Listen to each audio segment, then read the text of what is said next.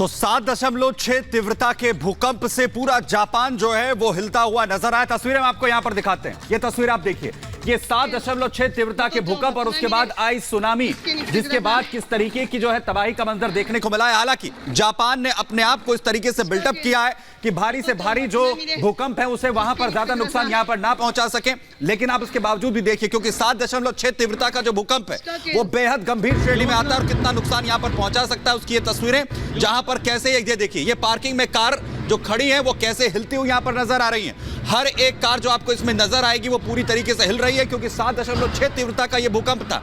ये पार्किंग की तस्वीर, और ये देखिए, ये एक और तस्वीर हम आपको दिखा रहे हैं जहां पर पूरा शहर आखिर कैसे यहां पर हिल रहा है तेजी के साथ, जब 7.6 रिक्टर स्केल का भूकंप यहां पर पश्चिमी जापान के अंदर आया और उसने पूरी तरह से हिलाकर पूरे जापान को यहां पर रख दिया। और अलग अलग जो तस्वीरें सामने आई हैं उसके जरिए अंदेशा जो है वो साफ तौर पर लगाया जा सकता है कि किस तरीके, ये देखिए पूरा जो वाइब्रेशन है आपको यहां पर नजर आएगा, जैसे पूरी की पूरी जो धरती है वो यहां पर कांप रही है। आगे अपडेट बता रही है आपको मीनाक्षी।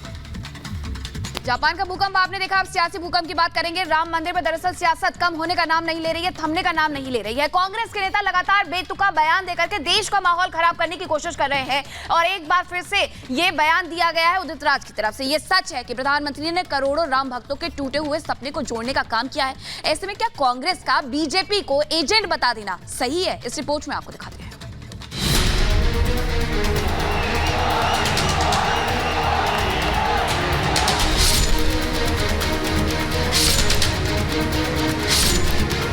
निमंत्रण देने वाले कौन होते हैं? इनके नाम से रजिस्ट्री हुई है क्या? पूरे देश को आप ये मैसेज दे रहे हैं कि राम मंदिर आपने बनाया है, ये राजनीति नहीं है तो क्या है? जो कभी राम को काल्पनिक बताते थे, जो श्री राम के अस्तित्व पर सवाल उठाते थे, अब वे राम मंदिर बनने के बाद क्रेडिट लेने की रेस में कूद पड़े हैं। ये तो साफ है कि चुनावों में मिली हार को कांग्रेस पचा नहीं पा रही, इसलिए कभी सनातन का अपमान तो कभी राम मंदिर पर बेतुका बयान देकर कांग्रेस के नेता देश का माहौल बिगाड़ने की कोशिश कर रहे हैं, जो इस मौके पर बिल्कुल शोभा नहीं देता। करीब 500 घंटों के बाद 500 सालों का संघर्ष खत्म हो जाएगा, पीढ़ियों का सपना एक झटके में पूरा हो जाएगा। लेकिन कांग्रेस की सुई अभी भी मंदिर समारोह के न्योते पर अटकी हुई है। इसमें कोई दो राय नहीं है कि जिस संकल्प के साथ 2014 में बीजेपी ने देश में अपनी सरकार बनाई, अब वो संकल्प पूरा होता दिख रहा है।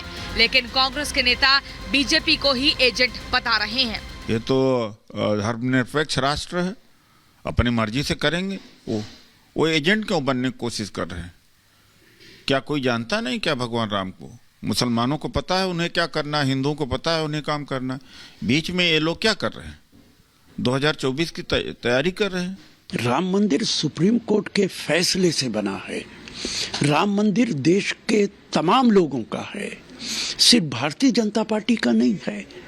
भारतीय जनता पार्टी तो ऐसा लगता है कि उस पे अपना कब्जा जमाना चाहती है। विश्व हिंदू परिषद आरएसएस का एक हिस्सा है। सब मिलकर 2024 के चुनाव की तैयारी कर रहे हैं और राम मंदिर का नाम इस्तेमाल कर रहे हैं। बीजेपी जहां करोड़ों राम भक्तों को मुफ्त में रामलला के दर्शन कराने की बात करती है, तो दूसरी तरफ कांग्रेस के नेता इसे मनुवाद की वापसी बताते हैं। मोदी ने जो कहा, राम भक्तों को जिस विकसित अयोध्या का सपना दिखाया, उसे 10 सालों में मोदी ने सच करके दिखा दिया। तो कांग्रेस इस मुद्दे पर डर्टी पॉलिटिक्स करने से बाज नहीं आ रही है। तो या तो ये कहा जाए कि वर्ण व्यवस्था वापिस आ गई है और संविधान नहीं रह गया है और धर्मनिरपेक्ष नहीं रह गया है और सबको मानना मजबूरी है, ये कहें फिर। खुशियों का जो अवसर आया है, वर्षों का संघर्ष सफल हुआ है। आज़ादी के बाद की ही समस्या नहीं, आज़ादी के पहले से 500 साल से पहले से थी, उसका अंत होगा। ये सच है कि भगवान राम सिर्फ एक धर्म तक सीमित नहीं है। आज भी दुनिया के कई मुस्लिम देशों में श्री राम की पूजा होती है। विश्व की सर्वाधिक मुस्लिम जनसंख्या जिस देश में है वो है इंडोनेशिया। वहां हमारे देश की तरह काकाविन रामायण, स्वर्णद्वीप रामायण, योगेश्वर रामायण जैसी कई अनूठी रामायण है। राम आज भी वहां पूजनीय है। राम मंदिर बनने से न सिर्फ करोड़ों हिंदू बल्कि इस्लाम से ताल्लुक रखने वाले लोगों में भी खुशी की लहर है। ये वही शबनम है जो रामलला के दर्शन करने के लिए मुंबई से पैदल यात्रा कर अयोध्या आ रही है। राम मंदिर बनने से सभी धर्म के लोग उत्साहित हैं। तभी तो अयोध्या में इकबाल अंसारी पीएम मोदी पर फूल बरसाकर उनका आभार जताते हैं। ऐसे न जाने कितने उदाहरण हमारे सामने हैं। लेकिन इंडी गठबंधन को तो इस बात पर भी कड़ी आपत्ति है कि संघ के नेता सभी धर्म के लोगों से राम की पूजा करने के लिए क्यों कहते हैं। बीजेपी पर हमला बोलने के लिए मौलाना भी मैदान में कूद पड़े हैं। मुसलमान राम राम क्यों जपेगा? हम तो राम में आस्था नहीं रखते। राम हमारे लिए तो भगवान नहीं है। राम एक इंसान थे, हमारे लिए तो इंसान है। हम राम को भगवान नहीं मानते तो राम राम क्यों जपें? राम जपें आप, क्योंकि आपकी आस्था है राम में। या राम जपें वो मुसलमान जो राष्ट्रीय मुस्लिम से जुड़े हुए हैं, जिनके पास दीन धर्म नहीं है, जिनके पास ईमान नहीं है। इंडिया अलायंस के नेताओं को इस मुद्दे पर समझाने के लिए केरल के राज्यपाल आरिफ मोहम्मद खान की बातें बिल्कुल फिट बैठती हैं।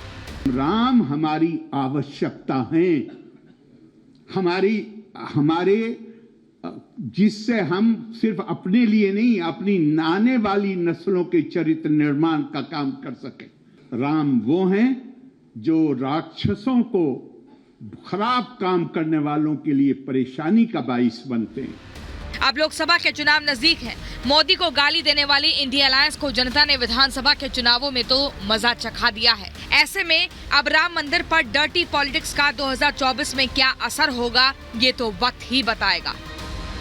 Bureau report, Republic Bharat.